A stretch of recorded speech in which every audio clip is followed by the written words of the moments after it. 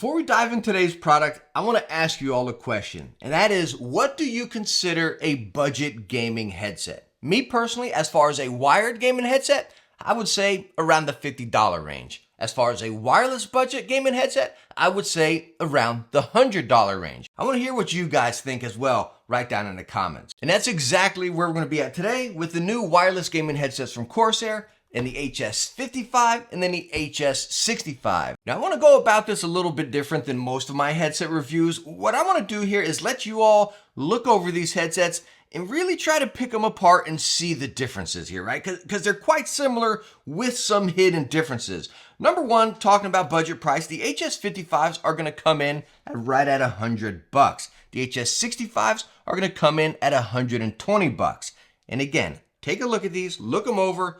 I'm going to flip them over, let you guys look over them and see if you can actually pinpoint the differences of these headsets throughout this entire review. As far as in your box, you can see right up there, you get your wireless dongle, detachable USB-C cable. I really wish, as far as the white one, that they made the dongle white as well. So you probably caught a few differences just looking over the headsets right there, but you all know where we have to start. We have to start with that comfort. And believe it or not, there are some significant differences with both of these, even as similar as they look. Now, as far as both headsets, full swivel. Over here on the 55s, full swivel, ear cups in and out.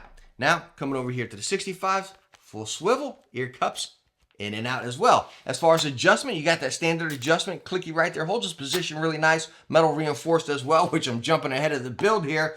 But the core thing as far as comfort, let me put these back underneath the camera.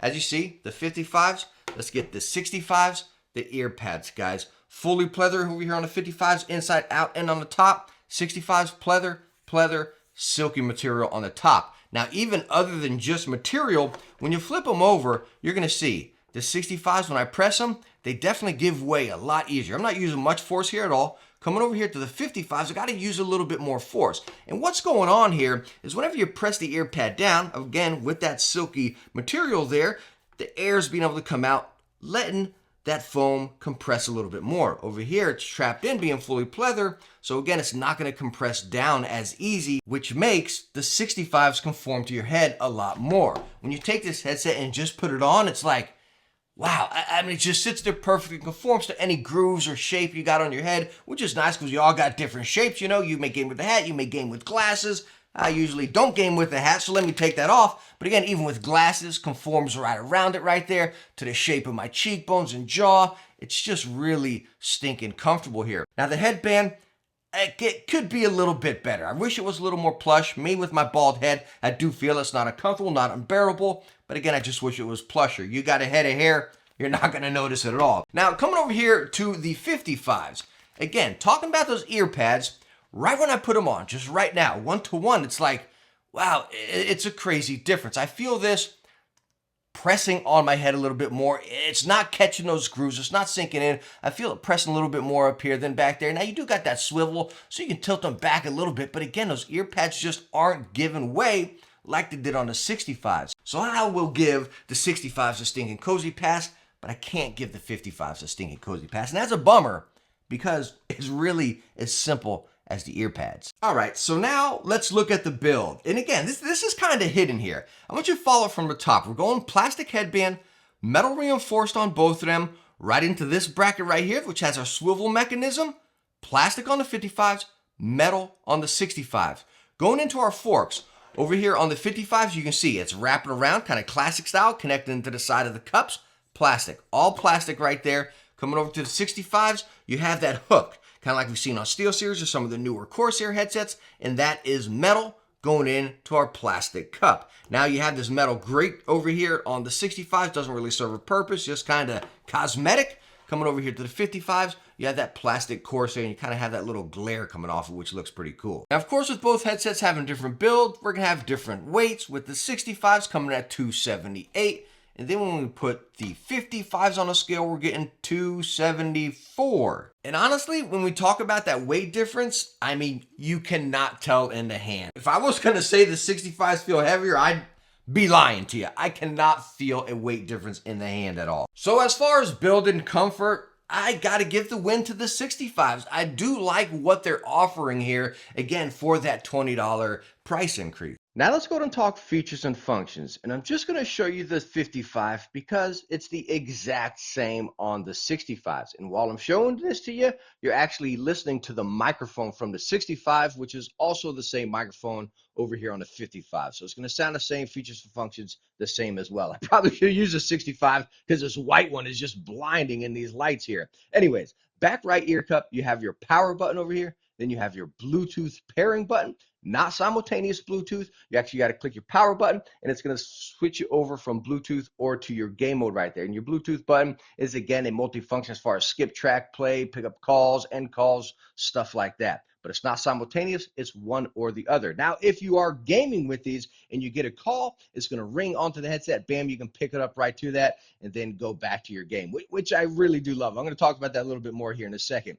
Now, you have your USB-C charge port, your volume wheel here, nice clicky tactile steps, but it does continuously roll on to the bottom and all the way to the top. Then you have your microphone mute button, but it is also flip down to mute or flip up to mute, flip down to active, and this really nice tactile step in there, and you get a tone within the headset as well. So again, features to features on both headsets, they're pretty much identical. By the way, both of them up to 24 hours of battery life. Now, where these are going to differ, let me pull out the boxes so you can see right here. Again, probably something hidden you didn't notice is that Sound ID. And I've talked about this in other Corsair headsets before. I absolutely love Sound ID. It's so great because a lot of us don't want to get in there and dabble with an EQ and find that, oh man, well, no, I want this. I can't really dabble with it. You know, hey, Techne, what EQ are you using? You may have a completely different sound preference than me or these other people out there, you know. So Sound ID is really going to dabble with it for you. You answer a few questions and it gets that sound, which it works out pretty good. Now, on both of these headsets, I didn't find myself using Sound ID. Now, as I say both of these headsets, let me correct myself because, again, the 55s do not have Sound ID. So there you go. That's another separating point of both of these headsets, that Sound ID. And like I stated, I love it in many of headsets. I used them before. But in the 65s, I really didn't catch myself using it much. And let's go on and dive into sound, and I'll talk about why. Now, first off, as far as sound, again, they're using the exact same 50mm drivers, frequency range of 20 to 20, exact same across the board here. And believe it or not, at the core, they sound the exact same. Even talking about with these having a silky material on the outside, you might be thinking, oh, more sound bleed or more sounds coming in or whatever. Not really, because again, you got that full pleather here, which isn't necessarily sinking into your head. Over here with that material, again, being able to sink into your head, you still got the pleather on the inside. It's still blocking all that sound, still holding all that sound in. So yeah, at the core, they both sound the exact same. So let me kick right here. Why wasn't I using the Sound ID on the 65s? Well, I found myself really enjoying movie mode within IQ a lot more. It was very nice, natural, true sound with body and immersion. You had that bass, you had that highs. I play a lot of Destiny, a lot of Call of Duty, and again, it was just doing everything that I wanted right there. Nothing was too much, nothing was too little. I was getting wrapped up into my game. I was being able to tell the different weapon sounds, enemy sounds, and stuff like that. The dialogue was really good. It was crystal clear. It wasn't muddy. It wasn't staticky or anything. When I used my Sound ID setting, I felt like it almost muddied it up a little bit. Let me say more or less muffled it up a little bit, right? Because it wasn't a lot of extra bass. It was just kind of like the mids came out and did something. And I tried the Sound ID multiple times, and I even tried my EQ curve, and I'm like, man, I can't pull this out to what I want. Even used my standard smiley curve, you know? It was really weird. I'm like, well, no, let me bring a little bit more bass. No, when I pull out a little bit more bass, it's getting a little bit more foggy right here, you know? It was really weird. I caught myself, I'm like, yo, what's going on here? You know, why can't I dial this in right? And I'm not one to use preset EQs. I really never do. But when I slapped it on a movie mode, I was like, this is right. This is really enjoyable. Again, sound is going to be personal preference. You may like something completely different for me. But talking about my experience here, on both of these headsets sounded so similar, putting both of them into movie mode in IQ, I had a great experience as far as sound across both of them. I mean, they were punchy, they were vibrant, they were immersive, they were detailed. It did everything. Believe it or not, even testing these headsets, I had to keep the volume around, say, 50 to 60 throughout my entire test. They were that punchy and that full, just like we saw in the 65, the wired ones, I believe, were they still called 55s? I forget, but y'all remember, I love that headset, you know what I mean? That's the same vibe I got right here.